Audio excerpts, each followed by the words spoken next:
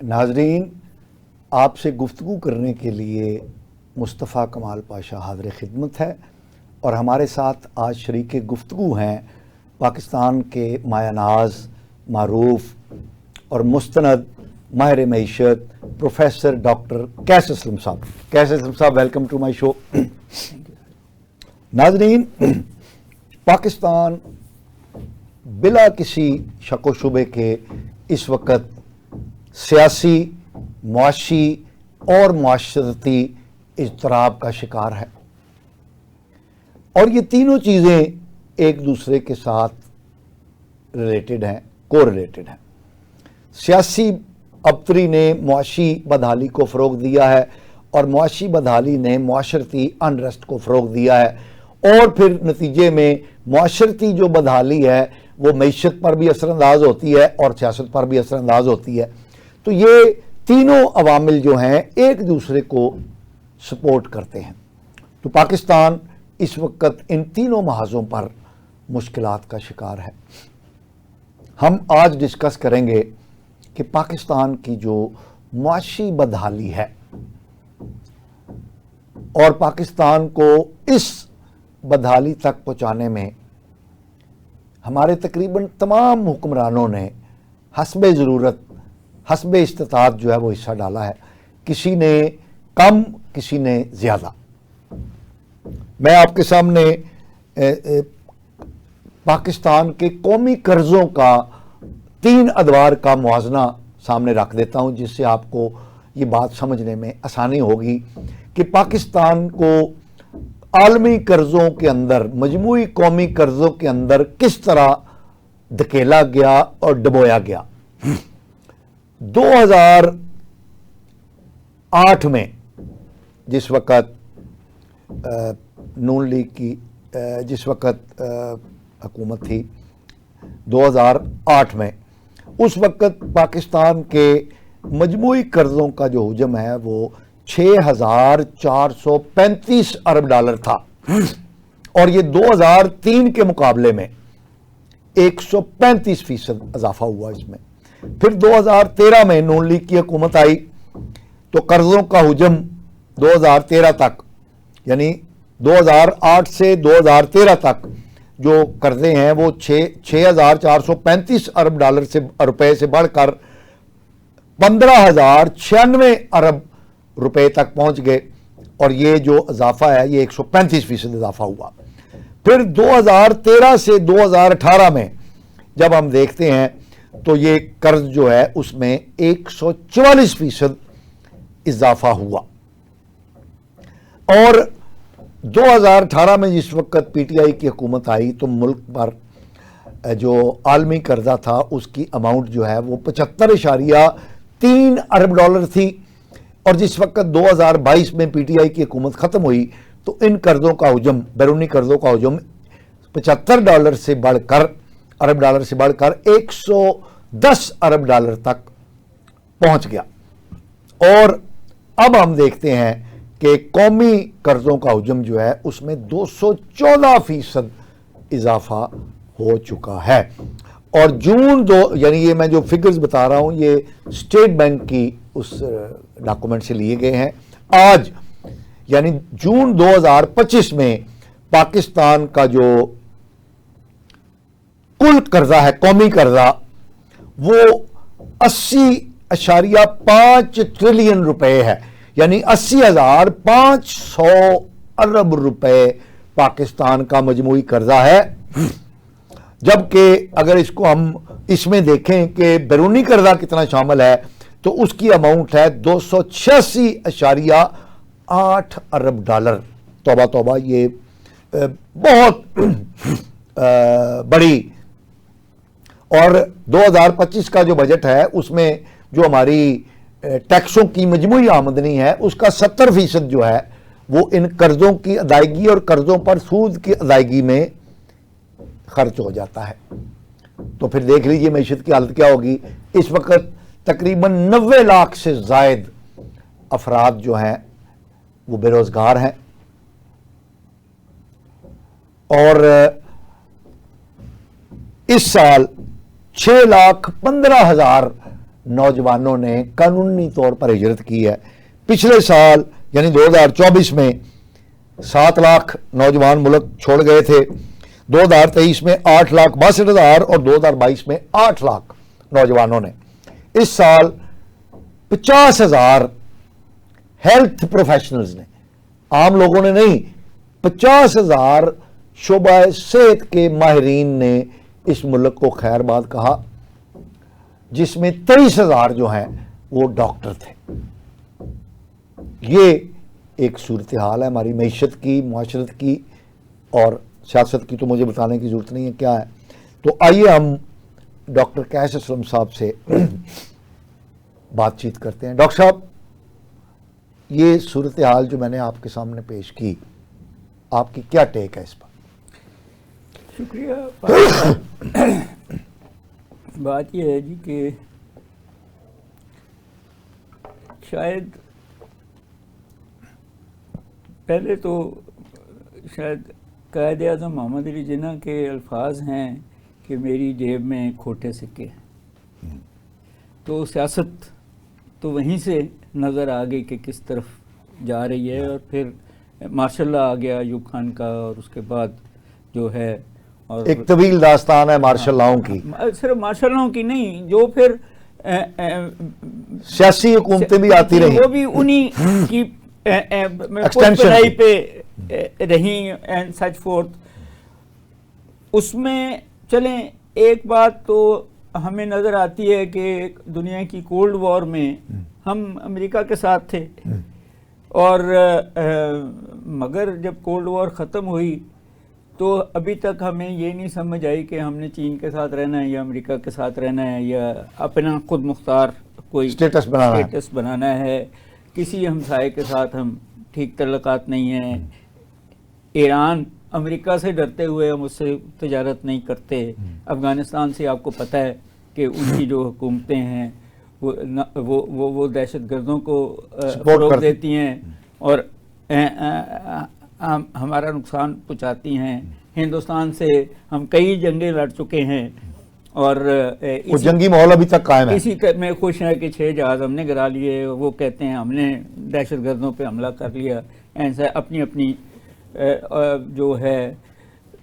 اور چین ایک ملک ہے جس سے ہماری کوئی لڑائی نہیں ہے اور وہ انویسٹمنٹ بھی کرنا چاہتا ہے، مگر ہم اس طریقے سے سی پیک کو لے کر نہیں چل پا رہے کیونکہ ہمیں ڈر ہے کہ امریکہ ہی نہ ناراض ہو جائے اس میں. پھر دوسرا جو ہمارا بڑا پرابلم ہے وہ یہ ہے کہ ہم oil importer country, energy importer country ہے. ہم اپنے پانی سے، اپنے ہوا سے، اپنی سورج سے وہ بجلی نہیں پیدا کر رہے. اور دوسری ہماری انرجی سورسز جو ہیں تو گیس بھی ہم امپورٹ کر رہے ہیں اور تیل بھی جو ہمارے پہ. ویسے تیل کی آپ نے ڈاکٹر صاحب بات کی، کھانے کا تیل بھی ہم باہر سے ہاں وہ دوسرا انڈونیزیا سے ہم منگواتے ہیں، مشینیں ہم منگواتے ہیں. اب تو ہم اناج بھی منگوا رہے ہیں. اور یہ افغانستان سے جو جھڑپ ہوئی ہے اس سے ہماری سبزیاں بھی مہنگی ہو گئی ہیں کیونکہ وہاں سے آتی تھیں. تو میں نے اخباروں میں، کتابوں میں، دوستوں سے ایک بڑی انٹرسٹنگ بات پڑھتا ہوں، سنتا ہوں، اور وہ یہ ہے کہ اللہ تعالیٰ نے اس ملک کو کس کس نعمت سے نہیں نوازا. ہر نعمت سے نوازا ہے. تو میں دل میں سوچتا ہوں موسم بھی ہمارے پاس ہیں، زمین بھی ہمارے پاس ہے، جنگلات بھی ہیں، یہ دنیا کا سب سے بڑا نہری نظام ہے، پانی ہے اینڈ سچو. تو میں پھر دل میں سوچتا ہوں کہ ہر چیز سے نوازا ہے سوائے دماغ کے، کہ ان چیزوں کو استعمال کیسے کرنا ہے. اب سوال صرف اتنا ہے کہ یہ ہماری غلطیاں ہیں، ہمارے حکمرانوں کی غلطیاں ہیں، غلط پالیسیاں ہیں، یا جان بوجھ کے انہوں نے یہ پالیسیاں رکھی ہوئی ہیں. جب تک اس بات کا فیصلہ نہیں ہوگا آپ کو سمت ہی نہیں پتہ لگے گی کہ جان بوجھ کے کا مطلب یہ ہے کہ جن کے گھر اس ٹیکس پہ چلتے ہیں، جن کی کاریں اور عیش و عشرت اس ٹیکس سے مفت چلتا ہے، اس کے علاوہ وہ ان کو اجازت ہے کہ وہ رشوت بھی لے لیں اور اس ٹیکس کے پیسے کو ضائع بھی کر دیں اور غلط استعمال بھی کر لیں، پلفریج بھی کر لیں. جب وہ یہ سارا کچھ میں ایک خاص طبقہ جس کو اب نیا نام آ گیا ہے ایلیٹ کیپچر کہ ہماری ریسورسز پہ، تو پھر دوسرا فیصلہ کرنا پڑتا ہے کہ یہ دو ملک ہیں یا ایک ملک ہے. اگر تو یہ سارا ایک ملک ہے جس کو آپ اور میں دیکھتے ہیں تو پھر 10-15% کا حال بہت اچھا ہے، اور باقی جو 70-75-80% کا حال بہت برا ہے. ٹھیک، جو آپ نے اعداد و شمار، میں ابھی اس پہ آ رہا ہوں. سب کچھ ہوتے ہوئے اتنا بڑا سمندر بھی ہے. ٹھیک، آپ کو یورپ نے GSP+ بھی دیا ہوا ہے. آپ کے بہت سارے لوگ امریکہ اور انگلستان میں رہتے بھی ہیں، سعودی عرب اور UAE میں بھی رہتے ہیں. تو آپ کے وہ جو تعلقہ، آپ جا کے پچھلی حکومت نے تو بڑی کوشش کی ہے نا MOU سائن کرنے کی، ابھی تک 1 روپے کی انویسٹمنٹ نہیں آئی، صرف وعدے ہیں. شاید وہ پیٹرول پمپ بنے ہیں سعودی عرب کے، ارامکو کے. اس لیے یہ نہیں کہنا چاہیے کہ 1 روپے کی نہیں آئی. بٹ جو بات، یہ جو قرضوں کی بات ہے، 2 قسم کے قرضے ہیں نا، ایک بیرونی اور ایک اندرونی. ایک اندرونی. اندرونی کا تو یہ حال ہے کہ ہماری حکومتیں ٹھیکیداروں سے کام کرواتی ہیں، IPP سے بجلی بنواتی ہیں اینڈ سچ فورتھ، اور پھر اگلے سال یا اس سے اگلے سال کچھ سالوں میں وہ پیسے واپس کرتی ہیں، جو ایک قرضہ بن جاتا ہے اور اس کا سود بڑھتا رہتا ہے. اور شاید زیادہ اب ہمارا جو قرضہ ہے وہ اندرونی ہے. آپ جی اندرونی ہے، بالکل صحیح کہہ رہے ہیں. اندرونی ہے جی صاحب. جو بیرونی ہے اس پہ ہم کولڈ وار تک تو شور مچاتے رہے، کیونکہ وہ ہمیں سرمایہ داری نظام اور امریکہ کے قریب لے کے جاتا تھا اور آزاد نہیں رہنے دیتا تھا. مگر جب آپ گنتے ہیں دنیا میں کون سے ملکوں پہ زیادہ قرضہ ہے، تو آپ کو نظر آتا ہے کہ امریکہ جو دنیا کا سب سے بڑا مقروض وہی ہے، کوئی 34-36 ٹریلین ڈالر کا قرضہ ہے، جس میں 18 ٹریلین تو چین کا دینا ہے انہوں نے. تو اس کا مطلب ہے ڈاکٹر صاحب یہ قرضہ بری بات نہیں ہے. میں وہیں آ رہا ہوں. چین خود، پھر ہندوستان، فرانس، یورپ کے ملک سب، جاپان، یہ جتنے بھی ترقی یافتہ ہے، بٹ جو فرق ہے نا وہ 2 ہیں. جی. پہلا جو ہے، ہم جو آپ اعداد و شمار بتاتے ہیں وہ یہ ہے کہ GDP کا کتنا حصہ ہم مقروض ہیں. تو اگر 75% یا 80% ہم مقروض ہیں تو 20-25% ہی رہ جاتا ہے، جس میں سے کچھ پیسہ ڈیفنس پہ دینے ہیں، باقی صوبوں کو دینے ہیں. تو ایجوکیشن، ہیلتھ کے لیے ہمارے پاس پیسے نہیں رہتے، اور وہ بھی جو ہیں اس پہ ہم تنخواہیں دیتے ہیں. ٹھیک ہے. جو کام کرنے والے ہیں وہ پھر نہیں رہ جاتے ہیں. ٹھیک ہے. اور اس کے لیے اور قرضہ لینا پڑتا ہے. ہم اس کو کلاسیکل ٹریپ کہتے ہیں کہ قرضہ واپس کرنے کے لیے قرضہ لینا پڑتا ہے. ہم اسی میں ہیں نا اس وقت ہماری صورت، اور انٹرسٹ ریٹ بن جاتا ہے. اور دوسرا جو اس میں وہ ہے کہ کیا وہ قرضہ جو لیا ہے، جو ان ملکوں نے لیا ہے، وہ انویسٹمنٹ میں استعمال ہوا ہے. تو اگر انویسٹمنٹ میں استعمال ہوا ہے تو اچھی بات ہے، کیونکہ پروڈکشن ہوتی ہے، امپلائمنٹ جنریٹ ہوتی ہے اور ترقی ہوتی ہے. تو پھر قرضہ تنگ نہیں کرتا، کیونکہ آپ اس پیسے سے واپس کر لیتے ہیں. مگر اگر اس قرضے سے آپ نے جو ہے کاریں خریدنی ہیں، سرکاری افسروں کی، سیاستدانوں کی سیر سپاٹے کی کرنی ہے، تو پھر یہ عوام کے اوپر بہت بڑا بوجھ رہتا ہے. اور اس بوجھ کی وجہ سے پھر ہم جس کو کہتے ہیں ایک اسٹریٹ جیکٹ میں ہیں کہ قرضے کو IMF کو واپس کریں، اس سے قرضہ لے کر ہی اس کے قرضہ جو ہے بتاتا ہے نا کہ آپ نے کہاں خرچ کرنا ہے، کیسے خرچ کرنا ہے، کہاں نہیں خرچ کرنا، کتنا ٹیکس لینا ہے لوگوں سے، کتنا. تو آپ ایک خود مختار ریاست نہیں رہتے، جو ہمارا اس وقت مسئلہ ہے. بلکہ ہمارے یہی پرائم منسٹر ہیں جو پچھلی دفعہ پرائم منسٹر تھے، یہ سینٹنس کہہ دیا تھا کہ بیگرز آر ناٹ چوزرز. تو بات تو صحیح تھی ویسے سر، مگر سوال پھر وہی ہے نا کہ اتنا امیر ملک جو مدنیات بھرا ہوا ہے، 5واں بڑی وہ ہے آبادی ہے، یوتھ بلج ہے، سب سے بڑا پولر آئس کیپ کے علاوہ سب سے بڑی گلیشیئرز یہاں ہیں، سب سے اونچے پہاڑ یہاں ہیں، سب سے خوبصورت سمندر یہاں ہے. ہر قسم کا بلوچستان KPK پنجاب سندھ ہر قسم کا چیزیں ہیں، تو پھر آپ بیگر کیوں ہیں؟ تو پھر وہ باتیں دو آتی ہیں جو ہم کہنے کی کوشش کرتے ہیں کہ وہ جو 4 فیکٹرز آف پروڈکشن ہیں، لینڈ، لیبر، کیپٹل، انٹرپرینور، اس میں ہماری زمین جو ہے لینڈ ریفارم ہی نہیں کیے ہوئے، چھوٹے چھوٹے کسان ہیں، وہ بناتے ہیں، کھا جاتے ہیں، قرضوں میں ہیں، ایک دوسرے سے لڑتے ہیں اور مرتے ہیں، تو اور چھوٹی زمین ہو جاتی ہے کیونکہ بچے زیادہ ہیں، تو وہ کہیں 40-45% جو زمین ہے وہ ہماری معیشت میں آئی نہیں رہی۔ اوکے، اسی طرح ہماری جو ہے لیبر، اس میں کہہ دوں میں آپ کو کہ 12% سے 20% لوگ ہیں جو کیپٹلسٹ فارمرز ہیں اور جو اس ملک کو کھلا رہے ہیں۔ اچھا، بس اوکے، تو بہت ضروری ہے نا کہ وہ اس ریفارمز کرنی تاکہ وہ 20% سے 50% تو ہو جائے، پروڈکٹیوٹی بڑھے، جی، لینڈ پھر آپ جو ہے ایکسپورٹ بھی کر سکیں۔ ابھی ایک رپورٹ آ گئی ہے ورلڈ بینک کی کہ 88% لوگ جو ہیں اب شہروں میں رہتے ہیں ہمارے، ہاں، جو سرکاری یہ ہے کہ 40% سے کم ہے، اور ان کی کہہ رہی ہے کہ نہیں 80% شہروں میں، 88% شہروں میں ہے۔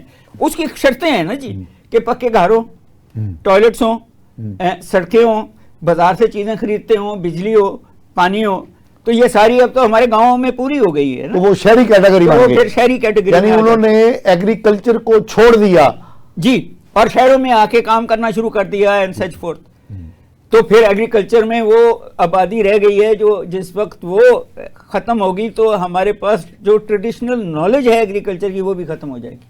اوکے، یہ خطرناک صورتحال ہے، بہت خطرناک ہے۔ دوسری جو ہے آپ کی لیبر، اب لیبر میں بھی ہم لیسٹ پروڈکٹیو ہیں۔ ایک تو لیبر میں آدھی تو عورتوں کی لیبر فورس جو ہے کچھ، اچھا ڈاکٹر صاحب اگر آپ اجازت دیں تو ہمارے حیدری صاحب کہہ رہے ہیں کہ وقفہ لے لیں، تو ہم یہیں سے لیبر سے پھر ہم اپنی بات کا آغاز۔ ناظرین، یہ ہماری گفتگو جاری رہے گی ڈاکٹر صاحب کے ساتھ، ہم ایک شارٹ بریک پر جا رہے ہیں، ہمارے ساتھ رہیے۔ ناظرین ویلکم بیک۔ ناظرین، ہم بات کر رہے تھے پاکستان کی معاشی زبوں حالی کی، اور ہمارے ساتھ شریک گفتگو ہیں پاکستان کے مایہ ناز معیشت دان پروفیسر ڈاکٹر قیس اسلم صاحب۔ تو یہ بات کر رہے تھے کہ لیبر کی کیا صورتحال ہے، لینڈ کی انہوں نے بتا دی تھی، لیبر کے متعلق۔ جی اور صاحب لیبر کے بارے میں یہ کہہ رہا تھا کہ آپ کی 252 ملین پاپولیشن یا 250 ملین پاپولیشن جو ہے اس میں 30% کے قریب بچے ہیں جو ابھی 18 سال سے نیچے ہیں۔ اوکے، ٹھیک ہے۔ 30% جو ہیں وہ 19 سال سے 30% کا ہے، اس کو ہم یوتھ بلج کہتے ہیں۔ اوکے، آپ بڑے لکی ہیں اس میں، اور پوری دنیا میں اس حوالے سے ہم نمبر 1 ہیں۔ اور پھر 30% جو ہیں وہ 30 سال سے 60 سال کے درمیان ہیں جو لیبر فورس ہے۔ اچھا، ہم نہیں اس میں، ہم اس 10% میں ہیں جو 60 سال سے اوپر ہیں۔ اوکے، ٹھیک ہے، ٹھیک ہے۔ وہاں بھی ہم بہت لکی ہیں کہ ابھی ہماری اولڈر جنریشن جو ہے وہ 10% ہے، 10% زیادہ نہیں ہے، نہیں ہے، ٹھیک ہے۔ مگر وہ جو 19 سال سے 60 سال کی درمیان 60% لوگ ہیں، اس کی آدھی آبادی تو ہوم بیس ورکر ہے، یا عورتیں ہیں، یا کام نہیں کرتی، کام تو کرتی ہیں، پیڈ امپلائمنٹ نہیں ہے، تو اباؤٹ 74 to 76 ملین کے قریب لیبر فورس ہے۔ جو natural rate of in employment ہوتی ہے وہ 6% تک اجازت ہے۔ ہاں جی۔ اب جو رپورٹ آئی ہوئی ہے فلڈ سے پہلے وہ یہ ہے کہ کوئی 47% یا 31% کے قریب، ہاں اس سے پہلے تھا کہ 22% ہے، تو یہ فلڈ کے بعد جو سچویشن ہے وہ اس سے بھی زیادہ لوگ بے روزگار ہے۔ آپ نے کوئی دی ہے ایک، مگر اب وہ 1.4 ملین کہیں ورلڈ بینک کہہ رہا ہے ان امپلائڈ ہیں، اور یہ ان امپلائڈ لیبر فورس سے ہیں، یہ وہ نہیں ہے جو لیبر فورس کے اندر نہیں ہے۔ ٹھیک ہے، ٹھیک ہے۔ جو بات اصل میں کہنے والی ہے وہ اور ہے، وہ یہ ہے کہ ہماری جو لیبر ہے وہ ان پروڈکٹیو ہے یا لیس پروڈکٹیو ہے، اور انٹرنیشنل لیول پہ وہ اس لیول پہ کام نہیں کر سک رہی. دوسری بات بھی ہے جو میں ابھی آتا ہوں، مگر اگر آپ اعداد و شمار دیکھیں تو 26 سے 28 ملین بچے ہر سال پرائمری کلاس میں داخل ہوتے ہیں اس ملک میں. اوکے. صرف 2 ملین سے کم میٹرک کرتے ہیں. اوکے. تو وہ کوئی 20-22 ملین کہاں جاتے ہیں؟ وہ ہے نا جو لیبر فورس میں جاتے ہیں اور کم پڑھے لکھے ہیں. کچھ کہتے ہیں کہ بہت سارے بچے اسکولوں سے باہر ہیں، جو اسکولوں سے جا رہے ہیں سرکاری اسکولوں میں ان کا حال بھی کوئی بہت اچھا نہیں ہے. دوسری طرف وہ مدرسوں میں بھی ہیں، سرکاری اسکولوں میں بھی ہیں، مگر دوسری طرف جو ایلیٹ اسکولز ہیں وہ ہیں جو ڈاکٹرز، انجینئرز، پروفیسرز اور اسکلڈ لوگ پیدا کر رہے ہیں، اور ان کو اپرچونٹی جو ہے. اب مزے کی بات ہے نا کہ اسکول جو ہیں ہمارے نیشنل لینگویج یا ریجنل لینگویجز میں ہیں، اور پروفیشنل یونیورسٹیاں جو ہیں وہ انگریزی میں ہیں. تو ان بچوں کی ویسے ہی وہاں تک آتے ہوئے روک تھام ہو جاتی ہے. ٹھیک ہے. صرف وہ ایلیٹ سے. اور پھر آپ نے وہ اسٹیٹسٹکس دے دی کہ وہ جو پیدا ہوتے ہیں ڈاکٹرز جو اپنے پیسوں سے، اپنے ماں باپ کے پیسوں سے ہوتے ہیں، انفراسٹرکچر حکومت نے خرچہ کیا ہوا ہے، ہیلتھ میں بھی، ایجوکیشن میں بھی، اچھا ہے یا برا ہے، وہ پھر اب کیونکہ ہم ان کو سوشو اکنامک سیکورٹی نہیں دے رہے، لیگل سیکورٹی نہیں دے رہے، ایک ڈفرنس جو پیدا ہو رہا ہے یہاں ان لوگوں میں جو نیو رش ہیں اور یہ جو پروفیشنل ہے، تو پھر یہ کوشش کر رہے ہیں کہ اس ملک سے باہر چلے جائیں. اور جیسے بھی وہ سعودی عرب ہو، وہ یو اے ای ہو، پہلے جرمنی ہو، جاپان ہو، امریکہ، انگلینڈ وغیرہ میں تو شاید 60% پاکستانی ڈاکٹرز ہیں. ٹھیک ہے. تو جہاں جہاں بھی وہ ان کی کوشش ہوتی ہے وہ جانے کی کوشش کر رہے ہیں. اگر آپ نے ان کو یہاں رکھنا ہے تو ان کو ایک عزت والی سسٹینیبل. جی دیکھیں، میں اس میں ایک بڑی انٹرسٹنگ بات کہوں آپ کو کہ رشیا جو پہلے کمیونسٹ تھا اب وہ کیپٹلسٹ ہے، اور اس میں سائنسدان اور ڈاکٹرز اور انجینئر جو ہیں ان کا سٹینڈرڈ آف لیونگ ہماری اپر کلاسز سے نیچے ہے، مگر وہ اپنا ملک چھوڑ کے امریکہ، انگلینڈ نہیں جاتے. چند چلے بھی جاتے ہوں گے لیکن ایز اے ہول وہ نہیں، یہ کوششیں نہیں ہیں. بلکہ ابھی ایک 2-3 دن کا ہے کہ یوکرین اور انگلستان نے ایک پائلٹ کو ملینز آفر کی کہ وہ جہاز لے کے آ جائے، اور اس نے اطلاع دے دی اپنے باسز کو کہ جی میرے ساتھ یہ کمیونیکیشن ہوئی ہے اینڈ میں نہیں جا رہا. گڈ. تو یہ اس کا مطلب ہے کہ وہ وہاں پر سیٹسفائیڈ ہیں اپنے ملک سے، اپنے نظام سے. جی ٹھیک ہے. حالانکہ 1-2 ملین وہ مر بھی گئے ہیں اس جنگ میں. ٹھیک ہے.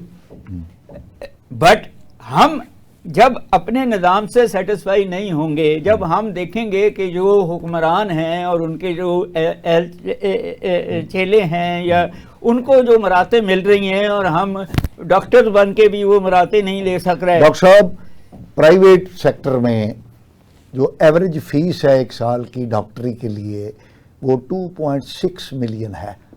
26 لاکھ روپیہ ایوریج سالانہ بن رہا ہے. کیا کہیں گے آپ؟ تو پھر وہ اتنی فیس لے گا نا وہ ڈاکٹر جب ڈاکٹر بنے گا. جہاں 75% لوگ جو زیادہ بیمار ہیں ان کے پاس پیسے دینے کو ہی نہیں ہے، وہ کیا کرے گا؟ انشورنس بھی نہیں ہے. تو پھر اور سارے تو نہیں ایلیٹ ہسپتالوں میں جا سکتے. ٹھیک ہے. ٹھیک. ایلیٹ ڈاکٹر جو ہے وہ 5,000 سے 20,000 تک لیتا ہے جنرل پریکٹیشنر، اور لاکھوں میں لیتا ہے اگر وہ اسپیشلسٹ ہو ہڈی کا یا بیک بون کا اینڈ سچ فورتھ. تو سوائے امیروں کے تو کوئی نہیں جا سکتا. ڈاکٹر صاحب وہ بات ہو رہی ہے حکومت جی تیسرے پہ جا رہا تھا کہ تیسرا جو آپ کا ہے وہ کیپٹل سرمایہ. آپ مشینیں بھی امپورٹ کرتے ہیں، ریسرچ ہے ہی نہیں، اور آپ سرمایہ بھی قرضہ لے رہے ہیں، اور پرائیویٹ سیکٹر کو کراؤڈنگ آؤٹ افیکٹ ہے کہ گورنمنٹ ہی قرضہ لے لیتی ہے تو وہ بیچارے کیا رہ جاتے ہیں. یعنی بینکوں کے لیے یہ آسان طریقہ ہے کہ وہ گورنمنٹ کو قرضہ دیں محفوظ ہے. اسی لیے 11% انٹرسٹ ریٹ رکھا ہوا ہے نا کہ بینک جو ہے خوش رہیں اور دیتے رہیں. اور پرائیویٹ سیکٹر چیختا ہے کہ جی 8% یا 9% پہ لائیں تاکہ ہم بھی اپنی انڈسٹری, تو انڈسٹری بیٹھ رہی ہے, مائنس میں چلی گئی ہے, ایگریکلچر بھی مائنس میں چلی گئی ہے. پچھلی رپورٹ جو ہے انڈسٹری جو ہے -1.56% گروتھ تھی, اور یہ ایگریکلچر کی -0.569 گروتھ تھی. تو اب فلڈ کے بعد اس سے زیادہ ہو گئی ہے. تو جب آپ کو سستا پڑتا ہے چین سے بنا کے خرید لیں, امپورٹڈ آئٹم زیادہ. تو دیکھیں ڈاکٹر صاحب, یعنی ہم ایگریکلچر کنٹری ہیں, ادرک چین کا, گاجریں چین کی, نہیں رہے نا آپ ایگریکلچر کنٹری. میں نے آپ سے یہی کہا کہ اب تو رپورٹ آ گئی ہے کہ اب آپ کی جو فارمنگ ہے اس میں فوڈ کراپس جو ہیں وہ 3% جی ڈی پی کا حصہ ہیں, cash crops 3% GDP کا حصہ ہیں, اور اسمال کراپس سبزیاں وغیرہ 2%. یہ مل کے 8% ہے. اگر آپ پھل ول بھی نکال دیں تو 10 یا 12% ہے. باقی تو مویشی ہیں.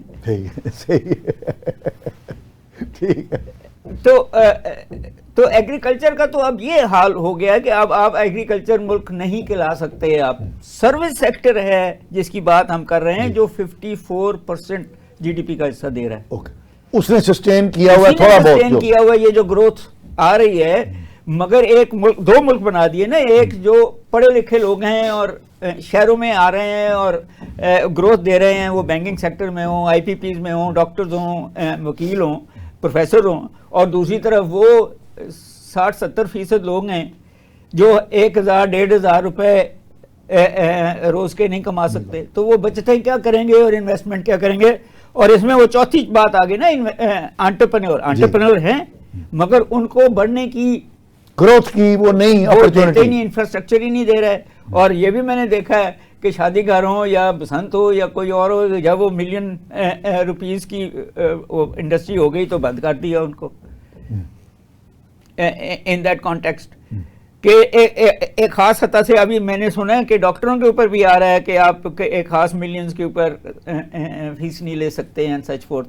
تو پھر جس کو بھی یا لوگ ڈالروں میں یا سونے میں, تو وہ کاروبار جو ہے اس میں تو پروڈکشن نہیں ہوگی. اب وہ تو ادھر ہی پیسہ گھوم پھر کرے گا. جی, پہلے ریئل اسٹیٹ میں تھا جی, وہ بند کر دیا. تو اب چلیں وہ بھی لوگوں کے پاس پڑی ہوئی ہے اس کاش میں کہ وہ زیادہ ہو جائے گی. زرعی زمین کو آپ نے شہری زمین بنا دیا. اچھا ڈاکٹر صاحب, یہ اسٹاک ایکسچینج جو اتنا پھل پھول رہا ہے اور اس سے حکومت کہتی ہے کہ دیکھو جناب یہ ایسے فلرش کر رہا ہے, ترقی, تعمیر و ترقی, جی یہ کیا ہے؟ اس میں دو باتیں ہیں. جی, پہلی بات تو یہ ہے کہ جب آپ اسٹاک ایکسچینج دیکھتے ہیں تو اس میں سرکاری جو ادارے ہیں وہ بھی اس میں رجسٹرڈ پمپ ان کر رہے ہوتے ہیں پیسہ, رجسٹرڈ ہے نا. اوکے. دوسرا بینکنگ سیکٹر بھی رجسٹرڈ ہے, آئی پی پیز بھی رجسٹرڈ ہیں جو آپ کی گروتھ کر رہے ہیں, آپ کی فارماسیوٹیکلز اینڈ سچ فورتھ. مگر مزے کی بات میں آپ بتانے لگا ہوں کہ آپ کا 11% انٹرسٹ ریٹ ہے. اوکے. امریکہ کا 5% انٹرسٹ ریٹ ہے. اوکے. تو امریکن جو ہے 5% پہ قرضہ لے کے آپ کے یہاں جب انویسٹ کر دے گا اسٹاک مارکیٹ میں یا بینکنگ سیکٹر میں, تو 7% تو اس کو بیٹھے بٹھائے اس کی بڑھوتری ہو گئی نا. ہاں, تو آپ کا بھی اسٹاک مارکیٹ اوپر چلا گیا. اوکے. مگر وہ پیسہ نکال کے بھی لے جاتا ہے, وہ کہیں آپ کی انڈسٹری میں تو نہیں لگا. اور اخیر میں مار کھاتے ہیں چھوٹے جابر جو ہوتے ہیں. بڑے انویسٹرز تو لانگ ٹرم انویسٹمنٹ کرتے ہیں, وہ نہ خریدتے ہیں نہ بیچتے ہیں جب تک بہت بڑا ان کو ڈپ یا ریز نہ ہو جائے. تو یہ پیسہ سرکولیٹ ہو رہا ہے, اور یہ پالیسی ہے in that context financial institutions کی ڈیریویٹوز. اوکے. جو جس کو اب آپ کرپٹو کرنسی میں بھی کرنے کی کوشش کر رہے ہیں, حالانکہ ابھی اسٹیٹ بینک نے اجازت نہیں دی, مگر آپ نے ایک بنا لی ہوئی ہے نا, کمپنی بنا لی ہے, کرپٹو کرنسی کو لیگلائز کر دیا. جی. تو کہیں نہ کہیں آپ ایک خاص قسم کے لوگوں کے پیسے کو, اور خواہش یہ ہے کہ وہ وائٹ ہوگا اور وہ انویسٹ ہوگا. وہ وائٹ ہو جاتا ہے مگر انویسٹ نہیں ہوتا ان ڈیریویٹوز کے علاوہ. تو پھر میں نے جو بات پہلے بھی کی کہ آپ دو قسم کی اکانومیز بنا رہے ہیں نا, ایک ایلیٹ کی اور ایک عام آدمی عام لیڈ تو چل رہی ہے, وہ گروتھ بھی ہے. ابھی تو شاید یہ کہا جا رہا ہے کہ 2025 میں 3% پہ گروتھ چلی جائے گی, مگر جو آپ کی پاپولیشن گروتھ ریٹ ہے اس کے تحت یہ کہیں 5-6% گروتھ آئے گی تو سسٹینیبل ہوگی. ٹھیک ہے, مگر اس کے اپنے پرابلمز ہیں کہ جب آپ گروتھ اتنی لے جاتے ہیں تو انرجی بھی یوز کرتے ہیں نا. ٹھیک ہے, اور وہ انرجی اگر آپ امپورٹ سے کریں گے تو نیچرلی وہ پھر انسسٹینیبل ہے. تو یعنی ہم کاپ ویب کے اندر پڑے ہوئے ہیں. کہیں نہ کہیں آپ کو ریسٹرکچر کرنا پڑے گا کہ یوتھ کو کیسے 21ویں صدی میں لے کے جانا ہے, زمین کو کیسے 21ویں صدی میں, انرجی ریسورسز کو کیسے 21ویں صدی میں لے کے جانا ہے. اس کو وہ 5-10 سال کا ایک منصوبہ دے کے کہ اس سال اس ٹرانسپورٹ کو کرنا ہے, اگلے سال ایجوکیشن کو کرنا ہے, اس سے اگلے سال انرجی کو کرنا ہے اینڈ سچ فورتھ. اور فورن انویسٹمنٹ بھی اور لوکل انویسٹمنٹ, جب تک آپ لوکل انویسٹمنٹ نہیں ہوگی فورن انویسٹمنٹ نہیں آئے گی. ٹھیک ہے. اور پھر آپ دوسری بات اجازت دیں گے کہ جوائنٹ وینچرز ہوں, کیونکہ نو ہاؤ ٹیکنالوجی تو آپ کو باہر والے ہی لے کے آئیں گے نا جوائنٹ وینچر سے.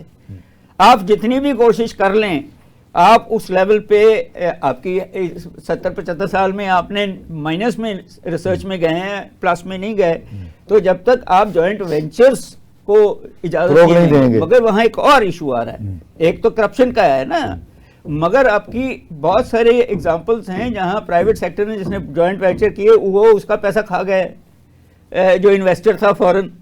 تو وہ بھی ٹرانسپیرنسی انٹرنیشنل نے یہ بار بار بات کی ہے. اب تو IMF بھی بات کر رہا ہے کہ آپ کی انسٹیٹیوشنز جو ہیں وہ لیگل کوریج ہی نہیں دے رہی ہیں, آپ پراپرٹی رائٹس نہیں ہیں, آپ کے انفرنجمنٹ اس پہ بھی ہے,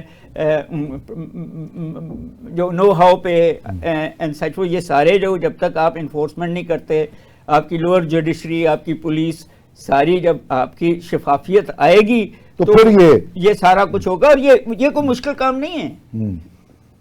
یہ مجھے نہیں سمجھ آئی کہ بڑا بڑا اچھا آدمی بیٹھا ہے گورنمنٹس میں, یہ نہیں ہے کہ سارے ہی برے ہیں, تو ان کو آپ لائیں, ٹیکنوکریٹس بنائیں, انفورس کریں, ان کی سپورٹ دیں انسٹیٹیوشنل. اچھا ڈاکٹر صاحب, ہم پروگرام کے انتہا کی طرف جا رہے ہیں, تو گورنمنٹ نے یہ اعلان کیا ہے کہ تنخواہ دار طبقے کے لیے ریلیف پہ ہم کام شروع کر رہے ہیں, اور جو کارپوریٹ سیکٹر کا ٹیکس ہے, سپر ٹیکس, اس کو ہم کم کریں گے, اور تنخواہ دار طبقے پر بھی ٹیکس کا بوجھ جو ہے یہ ہم اس کو ریلیف دیں گے آنے والے دنوں. کیا کہتے ہیں آپ؟ سر ہو جانا چاہیے. تنخواہ دار تنخواہ تو مارا گیا ہے نا, ایک خاص سطح سے اوپر تو وہ کوئی 37% اس کی انکم کا حصہ ٹیکس ہو جاتا ہے, تو سیونگ کہاں سے کرے وہ. دوسری طرف کارپوریٹ سیکٹر بھی, جب آپ نے ٹیکسز اتنے رکھے ہوئے ہیں, انٹرسٹ ریٹ اتنا رکھا ہوا ہے, تو وہ ساتھ والے ملک میں یا دبئی میں یا کہیں اور انویسٹمنٹ کر جاتا ہے. مگر کیچ 21 یہیں آتا ہے نا کہ گورنمنٹ کا حجم تو آپ بڑا رکھا ہوا ہے آپ نے, آپ انسٹیٹیوشنل ریفارمز کر نہیں رہے, پیسے آپ کو چاہیے, اور آپ دو سورسز جو آپ کی سونے کی چڑیاں ہیں ان پہ آپ ٹیکس کم کرنے لگے ہیں, تو لگائیں گے کس پہ؟ تو اس کا مطلب ہے یہ صرف نعرہ ہی ہے. میرا یہ خیال IMF کی پریشر تو ہوگا, بٹ وہاں بھی پھر آپ دیکھیں گے کہ دوستوں کے مراتیں دے دیں اور باقی سارے اس سارے پہیے میں رگڑے جائیں. جب تک آپ یہ فیصلہ نہیں کرتے کہ وہ آپ کے ادارے جو تنخواہیں لے رہے ہیں اور کام نہیں کر رہے ان کو فارغ کریں. وہ آپ کی بات ڈاکٹر صاحب بڑی ہوتی ہے. سوئی گیس کا جو MD ہے وہ 66.8 ملین روپیز یعنی 68 لاکھ روپے پر منتھ تنخواہ لے رہا ہے, اور گیس کی جو اویلیبلٹی ہے وہ صبح ناشتے کے وقت نہیں ہوتی. تو یہ باقی اداروں کے ساتھ بھی یہ ایسے میں مثال آپ کو دی ہے. بلکہ مجھے یہ یاد ہے کہ نواز شریف صاحب نے یہ بات کی تھی کہ میری تنخواہ سے زیادہ ان کی تنخواہیں کیسے ہو گئیں. صحیح ہے. تو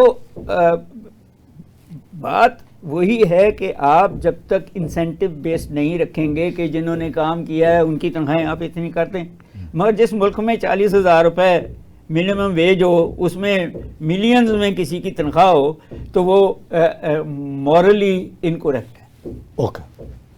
آپ اپنے آپ کو اسلامک اسٹیٹ بھی کہتے ہیں، اور کوئی کرپشن سے لے کے، رشوت سے لے کے، پلفریج سے لے کے، اور پھر تنخواہیں بھی اتنی کر کے کوئی موقع نہیں دیں کہ خاص قسم کے لوگوں کو دوسرے لوگوں کی جیبوں سے نکال کے دیے جا رہے ہیں، تو یہ سرمایہ داری نظام کا بھی وہ نہیں، اصول نہیں ہے. اوکے. لیکن سر ہمارا نظام سرمایہ داری تو نہیں ہے. ہمارا تو یہ پتہ ہی نہیں ہے کہاں کیا ہے. سوشلسٹ تو نہیں ہے، اس کے تو ہم بہت خلاف ہے نا. سرمایہ دار بھی نہیں ہے، کیونکہ سرمایہ داری نظام میں بھی عوام کے لیے کمپٹیشن ہوتا ہے، عوام کو سہولتیں دی جاتی ہیں، پرائس میکانزم ہوتا ہے، مارکیٹ میکانزم ہوتا ہے، اور اس کا عوام کو فائدہ پہنچتا ہے. اور یہ بتاتے ہیں کہ جی آپ کا پیسہ ٹیکس کا کہاں خرچ ہوا. تو ہمارے تو وہ نہیں ہے. میں نے تو امریکہ کی ایک سڑک پہ جاتے ہوئے بورڈ دیکھا تھا کہ جی یہ سڑک جو ہے آپ کے ٹیکس کے پیسے سے بن رہی ہے. ٹھیک ہے. آپ اگر پرائیویٹ سیکٹر میں آپ کا بچہ پڑھتا ہے تو آپ سے ٹیکس کم اور فیس زیادہ لی جاتی ہے، اور وہاں اگر پبلک سیکٹر میں ہے تو ٹیکس زیادہ اور فیس کم لی جاتی ہے. ایک ہی جیسی پڑھائی ہے. ٹھیک ہے. بس دیکھیں نا، یہ اس نظام، اس کی جو اچھی چیزیں ہیں وہ ہم نے اڈاپٹ نہیں کی. جی ہم نے تو کچھ بھی نہیں اڈاپٹ کیا سوائے اس کے کہ میں تو ایک دو دفعہ کہہ چکا ہوں، لوگوں کو برا لگا کہ ہم نے تو ایسٹ انڈیا کمپنی کا نظام چالو رکھا ہے کہ یہاں سے پیسے لوٹ کے آپ باہر لے جائیں. پاناما لیک سے لے کے دبئی لیک تک کئی آ گئے ہیں جہاں بڑے بڑے لوگوں کا نام ہے، سرکاری افسروں کا بھی ہے اور پولیٹیشنز کا بھی ہے، لیکن کسی پر کوئی اور پھر وہ آنسٹ بھی ہیں اور تاجات معاف بھی کر دیے جاتے ہیں. جناب ڈاکٹر صاحب، جناب ڈاکٹر قیس اسلم صاحب، آپ کا بہت بہت شکریہ کہ آپ ہمارے پروگرام میں تشریف لائے اور ہمارے ناظرین کو آپ نے اپنے خیالات عالیہ سے مستفید فرمایا. ناظرین، آپ نے ڈاکٹر صاحب کی گفتگو سنی. اپنے فیڈ بیک سے میں آگاہ کیجیے گا. اگلے پروگرام تک کے لیے اللہ حافظ.